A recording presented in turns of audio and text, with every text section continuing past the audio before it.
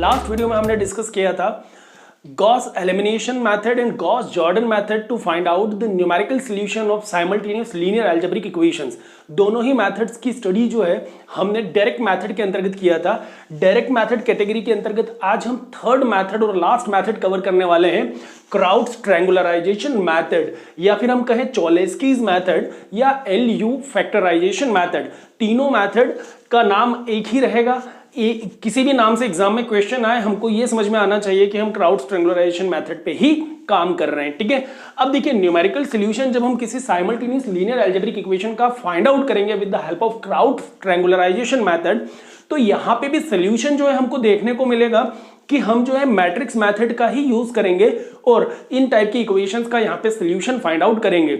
आज के इस सेशन में हम चर्चा करेंगे कि कैसे हम किसी स्टैंडर्ड साइमल्टेनियस लीनियर इक्वेशन का वर्किंग प्रिंसिपल जो है वो क्राउड्स ट्रायंगुलराइजेशन मेथड के लिए सेट करेंगे। नेक्स्ट सेशन में हम बात करेंगे इस पे बेस्ड एक एग्जांपल की।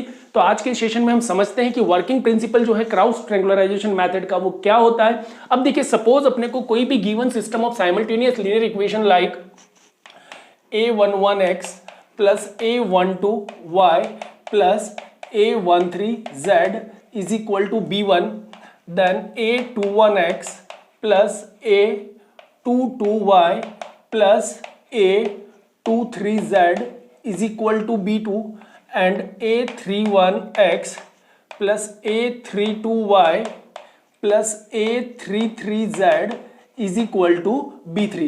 सपोज ये हमको कोई एक given system of simultaneous linear equation है, हमसे कहा जाएगा कि इस टाइप के किसी सिस्टम को आप क्राउड्स ट्रायंगुलराइजेशन मेथड या LU फैक्टराइजेशन मेथड के माध्यम से सॉल्व करें।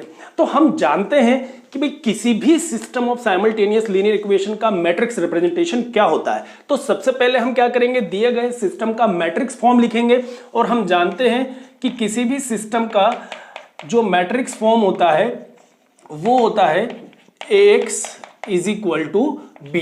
तो AX is equal to B को हम कहें इक्वेशन नंबर 2, जो कि दिए गए सिस्टम 1 का एक मैट्रिक्स रिप्रेजेंटेशन होता है या एक मैट्रिक्स फॉर्म होता है, जहां AX और B की वैल्यू को हम गॉस एलिमिनेशन और गॉस जॉर्डन मेथड में भी डिफाइन कर चुके हैं।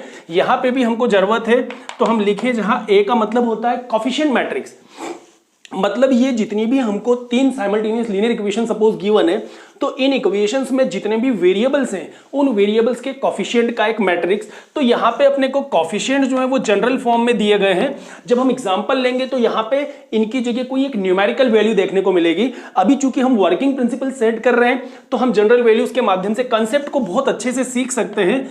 तो यहाँ पे अपने को कोफिशिएंट मैट्रिक्स जो है मिल जाएगा A11, A12, A13, then A21, A22, A23 and A31, A32, A33. So these are the coefficients of the variables in the given system of simultaneous linear equations। तो इसको हमने कहा coefficient matrix capital A, then capital X का मतलब होता है जितने भी यहाँ पे सिस्टम में वेरिएबल्स अपेयर हो रहे हैं उन वेरिएबल्स का एक कॉलम मैट्रिक्स। तो यहाँ पे तीन वेरिएबल्स अपेयर हो रहे हैं X, Y, Z, तो इनका कॉलम मैट्रिक्स लिया। और कैपिटल B का मतलब होता है कि दिए गए सिस्टम के राइट हैंड साइड पे जितने भी कांस्टेंट्स अपेयर हो रहे हैं उनका एक कॉलम मैट्रिक्स। तो यहाँ कांस्टेंट अपने पास है B1, B2 एंड B3।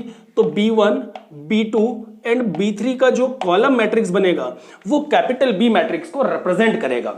अब देखिए, ये तो अपन ने अभी तक गॉस एलिमिनेशन और जॉर्डन में भी सीखा है कि सबसे पहले सिस्टम को आप एक मैट्रिक्स फॉर्म में रिप्रेजेंट करें, AX B की वैल्यू को लें। अब क्राउड्स ट्रायंगुलराइजेशन मेथड जो है वो थोड़ा सा डिफरेंट जाएगा पुरानी दो मेथड के कंपैरिजन में। यहां पे अपने को क्या करना होगा, हम LU फैक्टराइजेशन मेथड का यूज करते हैं, मतलब क्राउड्स ट्रायंगुलराइजेशन मेथड का यूज करते हुए ये बताएंगे कि किसी भी मैट्रिक्स A को हम उसके लोअर और अपर ट्रायंगुलर मैट्रिक्स के प्रोडक्ट से रिप्रेजेंट कर सकते हैं। Means suppose A with the given coefficient matrix, तो A can be expressed as the product of its lower and upper triangular matrix. तो यहाँ पे ये अब चीज अपने को याद रखना पड़ेगा, ये कंसेप्ट अपने को लेके चलना पड़ेगा, जिसको हम कहें सपोज इक्वेशन नंबर 3, कि किसी भी मैट्रिक्स A को उसके लोअर और अपर ट्रायंगुलर मैट्रिक्स के प्रोडक्ट से आप रिप्रेजेंट कर सकते हैं, जहां L का मतलब होता है लोअर ट्रायंगुलर मैट्रिक्स और इसका जो वैल्यू होगा वो होगा 1 0 0, यहां पे आ जाएगा L 2 1 1 0, L31, L32 देन 1। मतलब यहां पे अपने को क्या देखने को मिलेगा कि जो अपना डायगोनल होता है मैट्रिक्स का वो 1 रहेगा और उसके नीचे जितने भी एलिमेंट्स होंगे वो L means the lower triangular matrix, L से रिप्रेजेंट कर रहे हैं, पोजीशन एलिमेंट की रिप्रेजेंट होगी यहां पे।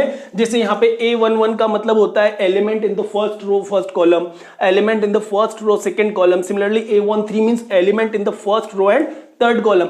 तो यहां पे भी हम क्या कह रहे हैं कि लोअर ट्रायंगुलर मैट्रिक्स का एक एलिमेंट जो कि सेकंड रो और फर्स्ट कॉलम में आया, थर्ड रो फर्स्ट कॉलम में आया, थर्ड रो सेकंड कॉलम में आया, तो लोअर ट्रायंगुलर मैट्रिक्स को हम इस प्रकार से डिफाइन करेंगे। ये स्टैंडर्ड फॉर्म होता है, यही अपने को यूज करना होगा हर एक क्वेश्चन के लिए। और उसी प्रकार U का मतलब होता है अपर ट्रायंगुलर मैट्रिक्स, और U के जो वैल्यूज होंगे वो होंगे U11, U12, U13, then 0, U22, U23, then 0, 0, U33। मतलब देखिए यहां पे जो डायगोनल है वो 1 नहीं होगा बल्कि उनकी एग्जैक्ट पोजीशन के अकॉर्डिंग होगा। U जो है वो रिप्रेजेंट करेगा कि small u is an element of capital U, मतलब अपर ट्रायंगुलर मैट्रिक्स का एक एलिमेंट है। अभी हम जनरल डिस्क्रिप्शन ले रहे हैं मेथड का, कॉन्सेप्ट को समझेंगे, न्यूमेरिकल भी बहुत अच्छे से समझ में आएगा। अब देखिए यहां पे क्या हो रहा है, हमने L को कहा लोअर ट्रायंगुलर मैट्रिक्स, और लोअर ट्रायंगुलर मैट्रिक्स का मतलब हम बहुत अच्छे से जानते हैं कि वो मैट्रिक्स जिसमें लीडिंग डायगोनल के ऊपर के सारे एलिमेंट्स जीरो हो, मतलब नॉन जीरो एलिमेंट्स का ट्रायंगल कहां फॉर्म हो, डायगोनल के नीचे फॉर्म हो, ये इस प्रकार का एक मैट्रिक्स बने तो उसको हम कहेंगे लोअर ट्रायंगुलर मैट्रिक्स। और अपर ट्रायंगुलर मैट्रिक्स में नॉन जीरो एलिमेंट्स का जो ट्रायंगल फॉर्म होता है वो डायगोनल के ऊपर फॉर्म होता है, मतलब डायगोनल के नीचे के एलिमेंट्स को यदि हम जीरो ले ले तो वो बन जाता है अपर ट्रायंगुलर मैट्रिक्स। तो इस प्रकार से अपन ने L और U को यहां पे डिफाइन कर दिया। अब इन वैल्यूज को आप क्या करेंगे, जब न्यूमेरिकल प्रॉब्लम लेंगे L और U की वैल्यू को इक्वेशन नंबर 3 में आप सब्स्टिट्यूट कर दें तो A इज इक्वल टू क्या हो जाएगा, LU। A का वैल्यू आपको गिवन है, L और U का जब हम प्रोडक्ट करेंगे, मतलब हम अच्छे से जानते हैं 3x3 के मैट्रिक्स को 3x3 के मैट्रिक्स के साथ कैसे प्रोडक्ट किया जाता है। So once we multiply L and U and if we equate the product of L and U to A, तो क्या मिलेगा हमको यहाँ पे, ये जितने भी अननोन है ना L21, L31, L32, U11, U12, U13, U22, U23 and U33, इन तमाम वेरिएबल्स की हमको वैल्यू मिल जाएगी। मतलब एक तरह से कहा जाए तो हमको L और U की एक फाइनाइट वैल्यू मिलेगी, एक मैट्रिक्स आपको मिलेगा। क्लियर? इन वैल्यूज को यूज करते हुए दिए गए मैट्रिक्स A से यदि इसको हम इक्वेट करें तो A जो है अभी तो जनरल फॉर्म में लिया है, न्यूमेरिकल प्रॉब्लम्स में यहां पे आपको कुछ नंबर्स गिवन होंगे, उन नंबर्स को जब आप इक्वेट करेंगे तो इन तमाम अननोन्स की वैल्यू L और U में जितने भी अननोन्स दिख रहे हैं इनकी वैल्यू मिल जाएगी। मतलब यहां पे हमको L और U का वैल्यू जो है एग्जैक्टली पता चल जाएगा। फिर क्या करना होगा, हमने कहा कि Ax is equal to B, दिया गया सिस्टम 1 था, Ax is equal to B को इक्वेशन 2 कहा। हम जानते हैं कि किसी भी मैट्रिक्स A को उसके लोअर और अपर ट्रायंगुलर मैट्रिक्स से मल्टीप्लाई कर सकते हैं जहां L और U का वैल्यू इस प्रकार से होता है। अब हम क्या करें, चूंकि हम देख रहे हैं कि इक्वेशन 2 कैसा है, Ax is equal to B है और हम जानते हैं कि A कैसा है, L इंटू U है, तो इक्वेशन 2 और 3 को यदि हम यूज करें यहां पे from equation number 2 and 3 we can say if you put the value of A from 3 to 1, तो देखो 3 से 2 में वैल्यू रखें तो A की प्लेस पे आप क्या रखें, LU, तो आपको क्या मिल जाएगा LU और into X is equal to B. तो यहां एक और नया इक्वेशन फॉर्म हुआ जिसको हम कहें इक्वेशन नंबर 4। तो यहां अपने को मिला LUX is equal to B. अब यहां पे अपने को क्या मानना होगा, एक एजम्पशन लेना होगा कि लेट अस सपोज दैट कि ये जो UX है ना, इस UX को हम मान के चले कि सपोज ये UX जो है वो V के इक्वल है, जहां V कोई एक अननोन है जिसको हम कहें इक्वेशन नंबर 5। देखिए प्रोसीजर आसान है, न्यूमेरिकल लेंगे तो बहुत अच्छे से हम अप्लाई भी कर देंगे उस पर और मेथड हमको समझ में भी आएगा। थोड़ा सा अपने को टाइम लगेगा सीखने में, पर एक बार सीखे तो अपने को सब कुछ क्लियर हो जाएगा। UX को हमने मान लिया यहाँ पे कैपिटल V, जहां V जो होगा ना एक मैट्रिक्स होगा, कॉलम मैट्रिक्स, और इसके वेरिएबल्स हम सपोज करें V1, V2 एंड V3। अब हमको करना क्या होगा, सबसे पहले हमें इस v का वैल्यू फाइंड आउट करना होगा। कैसे? हमने कहा कि भाई ux जो है वो v के इक्वल है, तो इक्वेशन 5 से ux की प्लेस पे हम क्या रख देंगे, v रखेंगे इक्वेशन नंबर 4 में। तो यदि इक्वेशन 4 और 5 को मैं यहां यूज करूं तो फ्रॉम इक्वेशन नंबर 4 एंड 5 हम यहां कह सकते हैं कि यदि 5 से हम ux का वैल्यू v सब्सटीट्यूट करें 4 में तो अपने को देखो क्या मिल जाएगा, LV is equal to B. अब इस इक्वेशन को हम कहें सपोज इक्वेशन नंबर 6, तो देखिए यहां से हमको किसका वैल्यू मिलेगा, LV is equal to B. L lower triangular matrix, A से कंपेयर करेंगे तो L और U की न्यूमेरिकल वैल्यूज हमको डेफिनेटली मिलने वाली है।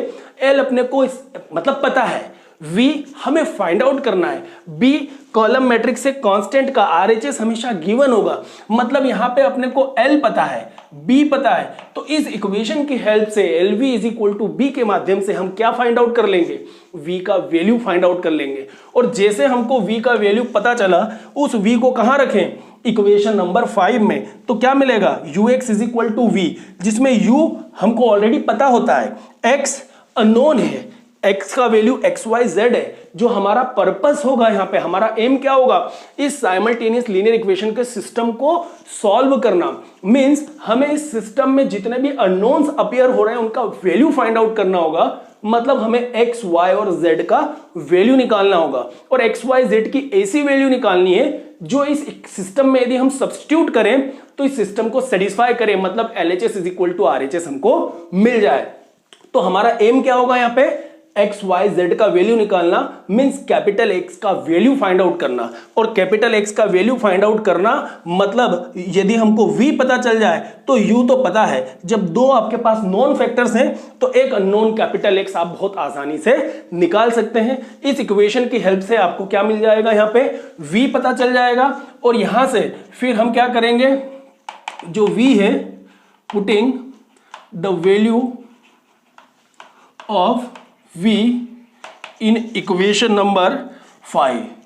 अब इक्वेशन 5 में means ux is equal to v में जब आप v का वैल्यू सब्स्टिट्यूट करेंगे तो यहां से हमको क्या मिल जाएगा, वी गेट